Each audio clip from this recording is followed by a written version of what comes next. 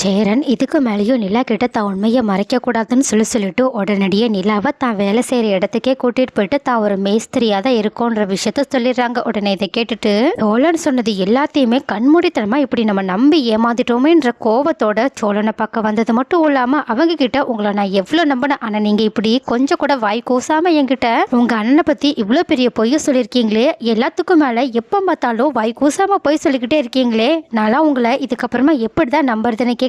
உடனே இதை கேட்டுட்டு சோழனும் ஐயோ இப்ப என்ன பண்றதுன்னு தெரியலையேன்னு சொல்லிட்டு மனசுக்குள்ள மறுபடியுமே ஒரு சூப்பரான பிளானை போட்டுட்டு உடனடியா நிலா கிட்ட ஆமா உங்ககிட்ட நான் எங்க அண்ணா ஒரு இன்ஜினியர்ன்ற விஷயத்த உப்ப சொன்னேன்னு கேக்குறாங்க. உடனே நிலாவும் லைட்டா யோசிச்சு பார்க்க உடனே சோழனும் நான் அந்த விஷயத்த திருவண்ணாமலையில நீங்க என்ன பார்க்கும்போது சொன்னேன், ஏன் நான் அப்போ ஒரு டிரைவரா தான் இருந்தேன், நீங்களும் என்னோட கஸ்டமரோட பொண்ணு, உங்களுக்கும் எனக்கும் எந்த சம்மந்தமும் இல்லாம இருந்துச்சு, ஏன் என்னோட கார்ல நிறைய பேர் வந்திருக்காங்க, அவங்க எல்லாருமே என்னோட ஃபேமிலி டீடைல்ஸை பத்தி கேட்பாங்க, நானும் அவங்கள ஏதோ டிசப்பாயிண்ட் பண்ணக்கூடாதுன்றதுக்காகவோ என்னை குறைச்சி காட்டிக்க கூடாதுன்றதுக்காகவோ ஏதாவது ஒரு படத்துல இருந்து ஏதாவது ஒரு சீனை என்னோட குடும்பத்தோட லிங்க் பண்ணி சொல்லிடுவேன். அதே மாதிரி தான் நான் அன்னைக்கு உங்ககிட்ட சொன்னேன், நான் சொன்னதில்ல தப்பு இருக்கான்னு இப்போ நீங்களே யோசிச்சு சொல்லுங்க. அது மட்டும் இல்லாம நீங்க இன்னும் கொஞ்சம் நல்லா யோசிங்களேன், ஒருவேளை உங்களை பத்தி யாராவது முன்ன பின்ன தெரியாதவங்க உங்களோட ஃபேமிலி டீடைல்ஸை பத்தி கேட்டாங்கன்னா நீங்க மட்டும் அவங்க கிட்ட உண்மையை சொல்லுவீங்களா, என்ன மாதிரி தானே போய் சொல்லுவீங்கன்னு சொல்லிட்டு நிலாவையும் குழப்பி விடுறாங்க. இதை கேட்டுட்டு நிலாவும் கொஞ்சம் குழப்பத்தோட நின்றுட்டு இருக்கிறது மட்டும் இல்லாம எனக்கு அப்பவே தெரியும் நீங்க எப்படியாவது ஏதாவது சொல்லி என்ன சமாளிச்சிருவீங்கன்னு, ஆனா